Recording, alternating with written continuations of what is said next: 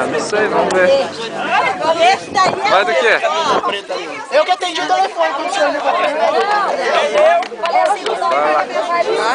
Esse é meu esposo. Peraí que eu vou mostrar pra ele. Mas era a foto que ele ia mostrar, eu já pensei que era o Vai, Daniel.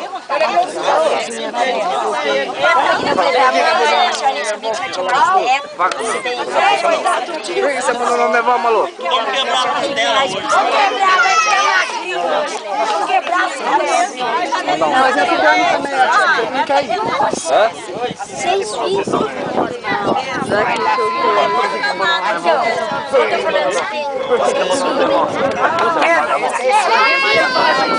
Agora eu filmo você e você vai lá. Não, mas... Vai logo. Então, mas então quer dizer que você tem 6 filhos? Não, mãe. Tem mais neto que eu.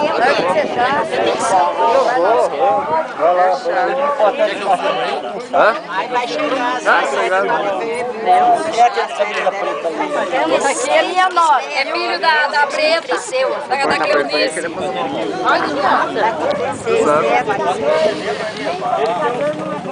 Ó, esse é meu filho. Ô, tudo bom?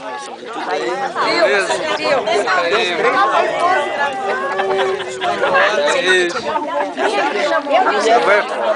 Eu quero esse vídeo. Essa é a Sarará. Solta pra água. Esse é a Sarará. É a cara de manhã, né? Não, a cara de manhã. Tu achou este homem? Este homem te achou? Queria encontrar bem longe. Vai chorar, vai. Eu sou um Zé Ninguém, não sei quem é família. Você tem sua família, algum dia, rapaz. Bem que ele encontrou uma família que dá Mas quem foi o força. herói foi Davi. Através de Davi foi que encontrei. Não, mas eu falo você foi a herói porque você vinha ajudando. Porque quando ele ficava nervoso, pô. Vinha acompanhar. Eu queria mandar a filha ou filho, mas... Ah, mas não tem como você. Nós quer conhecer nossa cunhada. Olha que gostoso. Não, nós conhecemos você mesmo. Os filhos que ficam lá, eles têm mais oportunidade que nós. Nós vai ficando numa idade e fica os maridos mesmo. Você já tem quantos anos? Hã? Tá feliz, vó? Hoje eu vou fazer 60. Fala aí, Sara, tá feliz?